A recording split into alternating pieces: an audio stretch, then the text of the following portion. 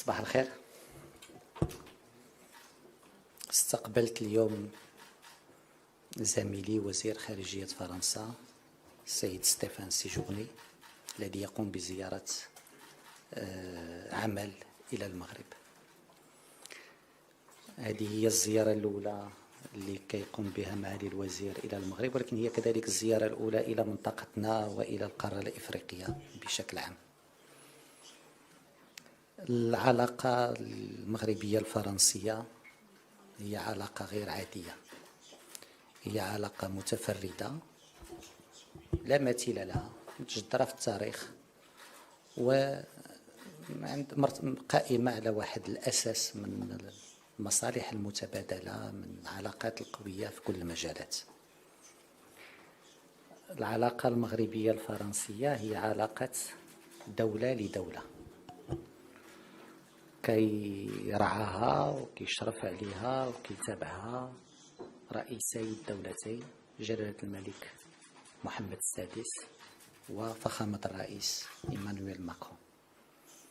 والأساس في هذه العلاقة هذه هي هذه المتابعة والإشراف لرئيسي الدولتين، وكذلك اعتبارها أنها علاقة دولة لدولة.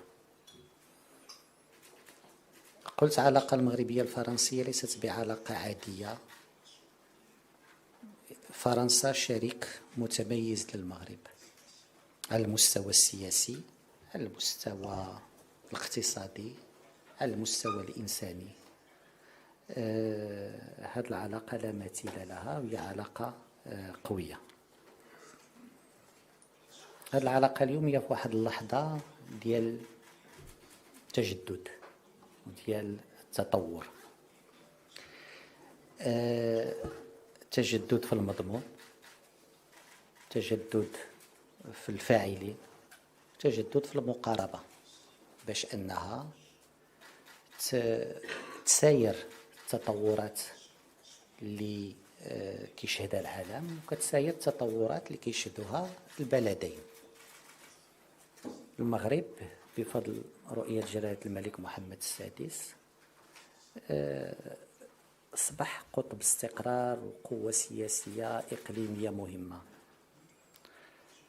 المغرب أصبح فاعل أساسي في محيطه الجغرافي، سواء في شمال إفريقيا، في حوض البحر الأبيض المتوسط، وفي القارة الإفريقية والعالم العربي والإسلامي بصفة عامة.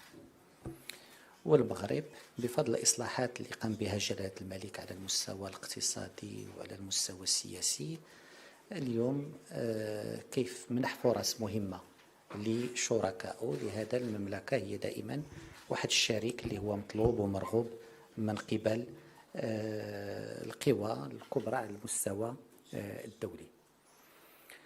وبالتالي من هذا المنطلق هذا العلاقة المغربية الفرنسية كيخصها تجدد وتطور وفق مبادئ ديال الاحترام المتبادل، وفق مبادئ ديال الطموح، وفق مبادئ ديال التنسيق، وفق مبادئ بحال اللي قلت أنها علاقة دولة لدولة.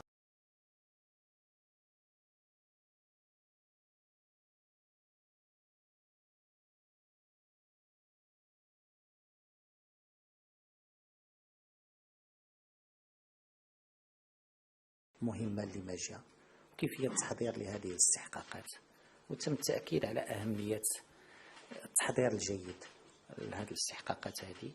الدرجة الأولى من خلال دعم الزيارات القطاعية المتبادلة، وكاين مجموعة من الزيارات الوزارية اللي غتكون في الأسابيع المقبلة، البحث على اتفاقيات أو لا إعلانات أو لا مبادرات اللي يمكن لها تعزز هذه العلاقة وتخلي الاستحقاقات المقبلة تكون نقطة تحول مهمة في العلاقة الثنائية. تحدثنا كذلك حول القضايا الإقليمية وكيفاش أن المغرب وفرنسا يمكن لهم يشتغلوا حول مجموعة من القضايا، سواء في الشرق الأوسط تحدثنا على آثار الاعتداء الإسرائيلي على غزة يعني ما خلفه من آثار إنسانية كارثية، وكيفية العمل بحال اللي أكد على ذلك جلالة الملك في خطاب الرياض الأخير على وقف لإطلاق النار، على وصول المساعدات، على خلق عملية سياسية، على عدم تهجير الفلسطينيين، على الحفاظ على الهوية العربية الإسلامية للقدس. احنا على أعتاب شهر رمضان والوضع كيكون متوتر في هذا الشهر، والمغرب يحذر من كل الممارسات، من كل القرارات اللي يمكن لها تزيد التوتر حول المسجد الأقصى وفي مدينة القدس خلال هذه الفترة، واللي تنضاف إلى الواقع المأساوي الخطير اللي كاين في غزة. وتحدثنا كذلك كيفية العمل بشكل منسق في القارة الإفريقية وفي منطقة الساحل، باعتبارنا شريكين عندهم مصالح يعني متقاربة في هذه المناطق، وبأننا يمكننا نشتغلوا كشريكين. إذا بحال اللي قلت، هذه الزيارة كتأتي في إطار هذه الرغبة القوية لدى جلالة الملك وفخامة الرئيس باش أن الشراكة المغربية الفرنسية تنطلق على أسس قوية، تجدد بشكل مستمر مع الحفاظ على ذاك الأساس القوي التاريخي والإنساني اللي عندها، وبالاستفادة من المكتسبات اللي عند هذه الشراكة منذ عقود، ولكن كذلك كيفية تكييفها مع الواقع الجديد، الواقع الوطني، الواقع الإقليمي، والواقع الدولي. إذن فهي زيارة بحال اللي قلت مهمة، وغتفتح المجال للتحضير للاستحقاقات المقبلة، واللي غادي تكون كذلك استحقاقات اللي يمكن تشكل واحد الأهمية خاصة بالنسبة للعلاقة. شكرا. Merci beaucoup, mesdames et messieurs. Mon homologue, M. Nasser Bourita, vient de le dire. L'échange que nous avons eu et nous venons d'avoir était très riche. Et je veux le dire ici, cet échange était empreint d'amitié, d'estime, mais également d'une grande forme de sincérité entre nous. Nous nous sommes beaucoup parlé, beaucoup écouté, également entendu, je peux le dire. Et donc, Monsieur le Ministre, mes premiers mots seront donc pour vous. D'abord pour vivement vous remercier de cet accueil extrêmement chaleureux que vous m'avez réservé ici. Je veux travailler avec vous en m'appuyant sur cette relation personnelle, peut-être une relation nouvelle de confiance entre les deux ministres des Affaires étrangères de nos deux pays. J'effectue aujourd'hui donc ma première visite officielle, vous l'avez rappelé, au Maghreb, en tant que ministre de l'Europe et des Affaires étrangères, et j'ai choisi le Maroc. Il y a entre la France et le Maroc, entre les Français et les Marocains, un lien exceptionnel, et le président de la République veut que ce lien reste unique et qu'il s'approfondisse encore dans les prochains mois.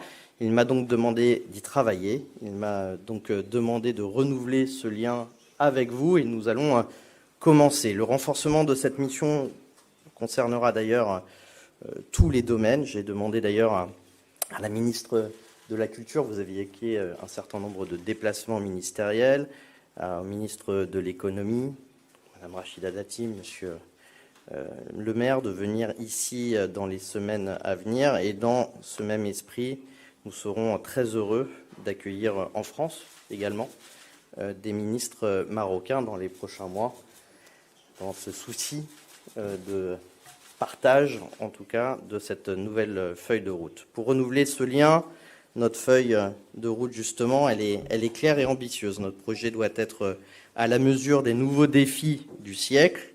Nous serons plus capables ensemble que séparément, avec le respect, avec transparence et avec une forme de fidélité collective. Nous nous sommes attelés ce matin à ce travail et ces derniers mois, les diplomates de nos deux pays ont beaucoup échangé sur une grande diversité de sujets.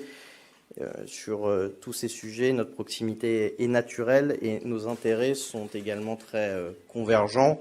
Et je voudrais peut-être insister sur quelques points ici en conférence de presse avec vous pour rendre un peu plus tangible cet exercice qui a été entrepris. Notre objectif, peut-être d'abord, nous voulons construire dans le cadre du partenariat qui unira nos deux pays pour les 30 prochaines années. Le Maroc a profondément changé. Je suis impressionné par les réformes engagées et les projets conduits à l'initiative de Sa Majesté le Roi, qui place le développement humain au cœur du modèle de développement porté par le Maroc. La France aussi, en quelque sorte, Monsieur le Ministre, a changé. Et nous devons regarder nos défis avec beaucoup de lucidité. Nous devons reprendre et répondre aux attentes de notre jeunesse, qui est un point peut-être de convergence entre nous, transformer notre économie pour la tourner absolument vers l'avenir, dans un monde qui change vite et un monde de plus en plus violent. Vous avez évoqué un certain nombre de crises, et les défis sont immenses, qu'ils soient d'ailleurs technologiques, environnementaux ou même sécuritaires pour nos deux pays. Nous aborderons ces réalités avec ambition et notre source sera ce lien ancien, exceptionnel, singulier. Il nous a permis de traverser déjà tant de défis hier et aujourd'hui.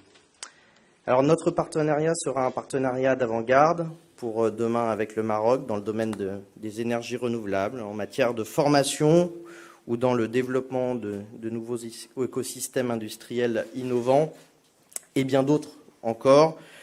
Le Maroc peut compter sur la France pour défendre ses priorités nationales aujourd'hui, mais également demain.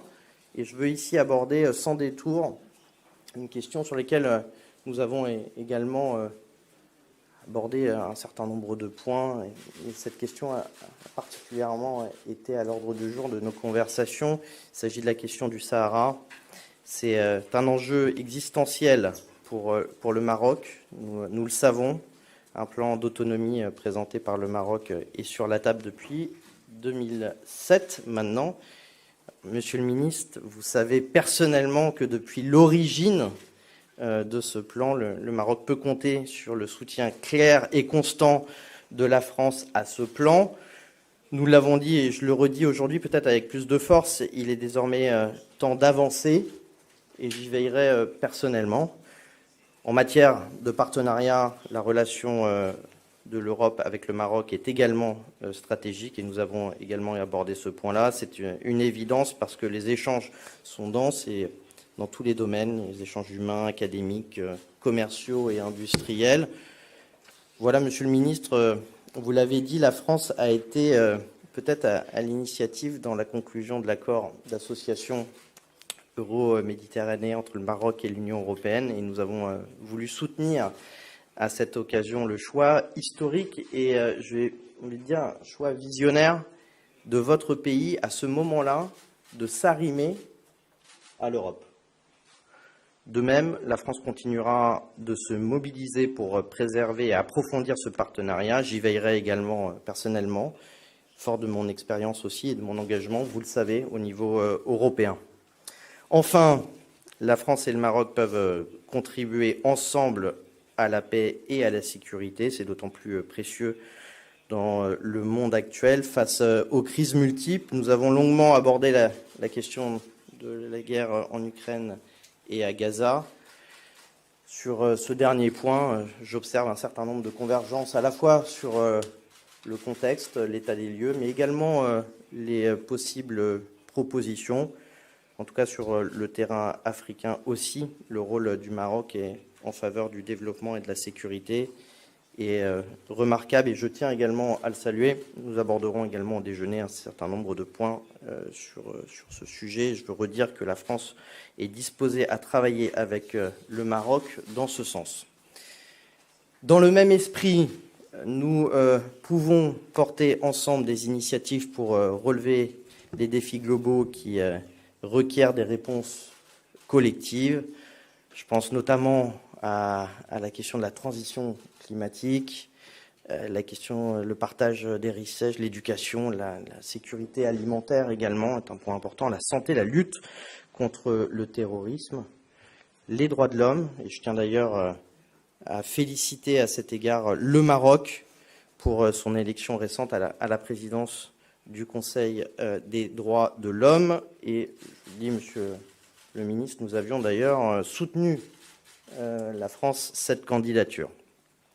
C'est avec détermination, enthousiasme, avec mon profond respect et toute mon amitié pour le Maroc et les Marocains que je veux travailler avec vous, monsieur le ministre cher Nasser, pour refonder le partenariat stratégique franco-marocain, pour apporter également des réponses aux défis que nous avons à relever aujourd'hui et demain, pour nos deux pays, bien sûr, je pense, dans l'intérêt général de nos deux pays, mais au-delà, en Méditerranée, pour le continent africain et vu l'état du monde, probablement pour le monde.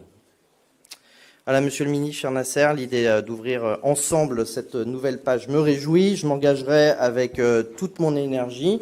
Merci à nouveau, en tout cas, pour l'accueil chaleureux de ce matin et je vous attends également très vite à Paris. Merci. Merci. On peut prendre quelques questions.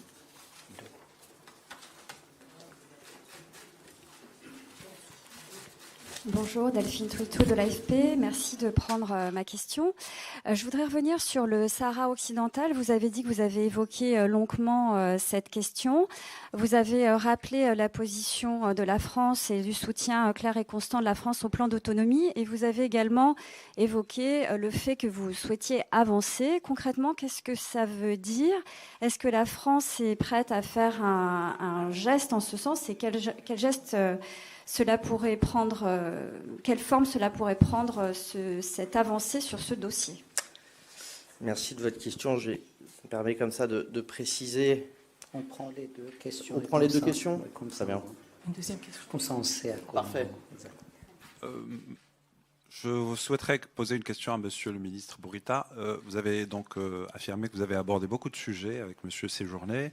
Moi, je souhaiterais vous poser une question sur l'Union pour la Méditerranée. Je sais que c'est un sujet commun au Maroc et à la France. Est-ce que vous avez évoqué ce sujet et que peut faire le Maroc et la France pour faire avancer l'Union pour la Méditerranée et la sortir de sa situation actuelle? Adil Jaberi de la MAP. Merci. Vous voulez commencer?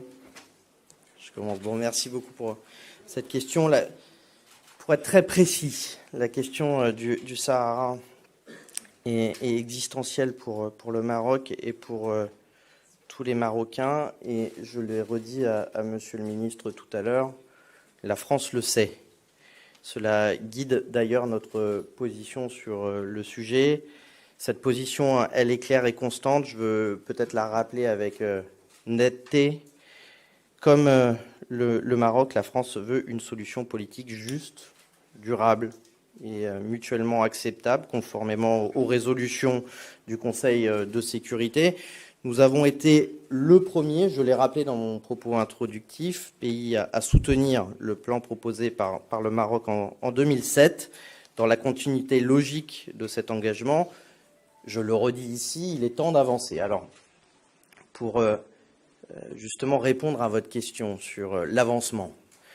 Avancer, c'est peut-être tout d'abord en vue d'une solution pragmatique, réaliste, durable et fondée sur le compromis. Pour cela, nous soutenons les efforts de l'envoyé personnel du secrétaire général des Nations Unies en vue de la reprise des tables rondes et nous appelons toutes les parties concernées à s'y engager de bonne foi.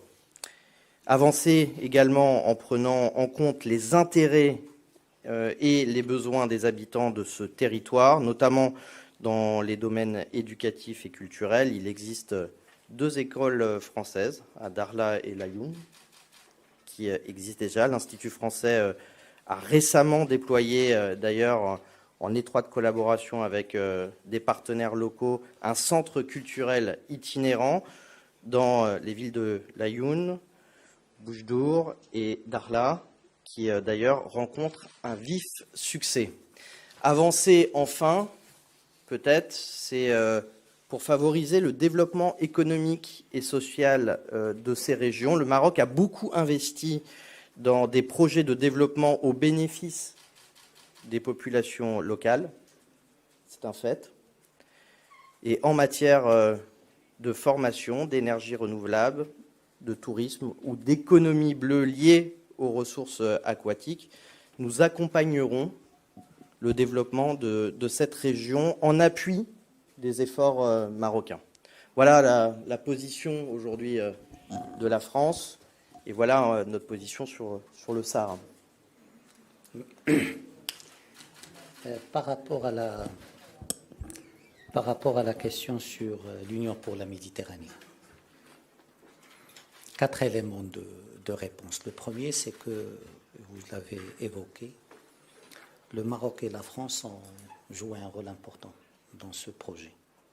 C'est la France qui a été à l'initiation de l'UPM comme héritière du processus de Barcelone, en 2008 déjà.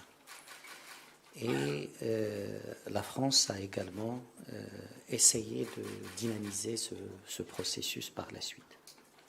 Le Maroc a incarné l'Union pour la Méditerranée à travers ses 2 secrétaires généraux successifs. Et le Maroc aujourd'hui est le seul pays du Sud qui contribue financièrement au budget de l'Union pour la Méditerranée. Sans oublier que le Maroc est le pays qui a présenté le plus de projets, une quarantaine de projets pour être labellisé Union pour la Méditerranée. Et donc, la France et le Maroc ont une responsabilité et ont une légitimité pour évoquer ce sujet et pour essayer de renforcer ce processus. Deuxième élément, oui, aujourd'hui, il y a un problème au sein de l'Union pour la Méditerranée. Le problème pour nous n'est pas institutionnel. La léthargie institutionnelle reflète une situation qui existe en Méditerranée. Et je vais être très franc. L'Union européenne est toujours hésitante, stratégiquement. Est-ce que voisinage Est, voisinage Sud, quelle proportion, qu'est-ce qu'on fait? Et tant qu'il y a cette hésitation stratégique au niveau de l'Union européenne, l'Union pour la Méditerranée ne peut pas faire plus que ce qu'elle fait maintenant. Le Sud est aussi dispersé. Le Sud n'est pas coordonné et ce manque de coordination au niveau du Sud impacte sur le fonctionnement de l'institution. Et troisièmement, le contexte en Méditerranée. La Méditerranée, on l'a évoqué, c'est la guerre, c'est l'agression israélienne contre Gaza avec toutes ses implications. C'est l'impact sur la stabilité du Liban et d'autres pays méditerranéens. La Méditerranée, c'est la Libye avec tous les problèmes qu'on connaît. Et donc la Méditerranée connaît aujourd'hui de nombreuses crises politiques, des conflits ouverts, des conflits plus latents, et l'institution ne peut que refléter cet état de fait. Troisième élément, ce qui nous inquiète le plus, c'est cette géopolitique de la peur qui aujourd'hui prime en Méditerranée. C'est cette géopolitique du rejet qui s'installe confortablement en Méditerranée. Il a commencé par les questions migratoires et on a vu toute la pression, toutes les politiques pour simplifier tout ce qui vient du sud de la Méditerranée est problématique. Et là, on le voit, ce qui est encore plus dangereux, c'est ces relents protectionnistes. Là, on le voit également, on était dans les humains, maintenant dans les marchandises. Tout ce qui vient du sud est problématique. Et parfois même avec des raccourcis dangereux. Si je prends le problème de l'agriculture, qui est aujourd'hui posé sur la table, On s'attaque aux produits agricoles venant du Sud, mais on oublie deux choses. On oublie que si je prends juste l'agriculture, l'Union européenne fait un excédent avec le Maroc de près de 600 millions d'euros. Et c'est l'Union européenne qui exporte plus vers le Maroc de produits agricoles, céréales et autres. Et donc aujourd'hui, mettre la pression sur les produits du Sud n'est pas juste. Le libre-échange lui-même, c'était une initiative européenne, Monsieur le ministre l'a rappelé, l'accord d'association, et aujourd'hui l'Union européenne fait un excédent de 10 milliards d'euros avec le Maroc. Et donc il faut rappeler ces chiffres pour dire que le libre-échange ne peut pas être à la carte, mais qu'il y a des donnes. Et il y a une autre chose qu'il faut clarifier, c'est qu'aujourd'hui on nous présente l'Union européenne comme une sorte de passoire où tout rentre sans problème. Or, on a négocié des quotas, on a négocié des normes phytosanitaires, et donc l'Union européenne a été très tatillonne dans les conditions, et aujourd'hui, on fait des raccourcis pour poser un problème plus de perception politique que de problèmes commerciaux. Pour terminer, bien sûr, le Maroc et la France doivent aujourd'hui travailler ensemble pour faire renaître cette union pour la Méditerranée. On doit choisir. Et pour nous, ce n'est pas le moment des bilans, c'est les moments de choix.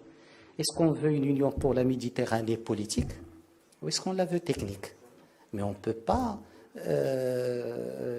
rester dans cette hésitation. Si on a l'union pour la Méditerranée, pourquoi on va discuter de la Libye ailleurs? Pourquoi on doit discuter du Moyen-Orient ailleurs? Il y a suffisamment de crises en Méditerranée, mais aucune crise n'est posée dans le tour de table méditerranéen. La même chose, et il faut que le Sud assume, si on veut l'appropriation, il faut qu'on l'assume par la contribution financière. Il faut qu'on sorte de cette mainmise de la Commission européenne sur le travail de l'Union pour la Méditerranée. Il faut que les gouvernements aient le leadership et le pilotage du processus de l'Union pour la Méditerranée. Sinon, on restera dans cette hésitation, une Méditerranée des projets qui est peut-être pertinente, mais qui marche sur un pied. Où est le pied politique qui était à la base du processus de Barcelone? Ou on va rester dans une machine technique déconnecté des réalités de la Méditerranée, une sorte de bulle institutionnelle qui traite de sujets qui n'ont rien à voir avec les enjeux réels de la Méditerranée. Et je pense, comme je l'ai dit au début, le Maroc et la France ont la légitimité, ont la connaissance, ont la responsabilité pour être au devant de cette réflexion sur le renouveau de l'Union pour la Méditerranée. Merci.